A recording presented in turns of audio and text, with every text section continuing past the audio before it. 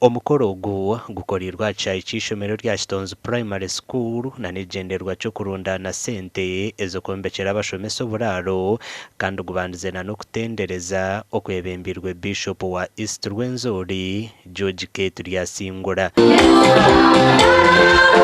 Mukuru w'entebe ya katano Ismail Mushemeza no muhabajenyi abesurwa ha mukorogo kandi mukugamba kwe nagira ngo abazire binji tubarukufayo akutebekana sabana babo kushoma kurunji fe munonga okumanya kimukwenda mugire micwe murikiza abazire banyu kandi twabazire tufayo munonga tumanye kitwenda kumbana bitu nikikuru munonga oreke kusindika omwana y'ishomero otikamfe kumusindika agenda kurireyo ninga batansheka manicho kwendeza umwana wawe n'ikintu kikuru munonga.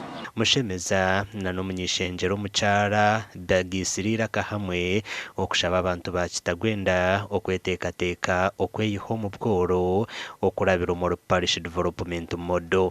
So mbashaba nkumureke tukozese sentezo abo kure sentezo yo zakwizo muri Kitagwenda omyaka 5. It is in billions nesente nyingi.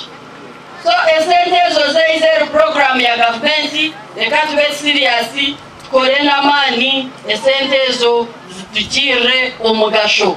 Miliyoni ziri kurenga nshanju nazo zibire ziri kurondwa okombe ko buraro kandi harigeze miliyoni 20 nazo zirundinwe hamwe na no kuragana sobusha 50 bwa seminti kandi injiniya kavubarira miliyoni nshanju ni 3.5 na mushanju 14 so tushubireze sente kugira engineer bills of quantity atworire zakubazizire zikayombeka buraro bw'abashomesa icombeko cyangwa kiro mu cubics ninga shobushenje ubw'abashomesa nka atlist abashomesa nka mukaga ninga mushanju bakararama. Umurumo gwo kurundana itafari gwebembirwe ba OGs na OBs abashomire aha ishomereri ine close to 2000 abana bakwenda kwike 12 azishomero rya primary kugira abana bakwenda kwike 12 tikintu kice niryo ari kukiza yakutware abeje nanta tashobize omu district yona aba primary so tukashitama nkaba OBs and OGs twagira mureka tugaruke nyuma ubwo mwishurirano ubundi nitwe tukagira kitwataho tukagira itafari eri twataho.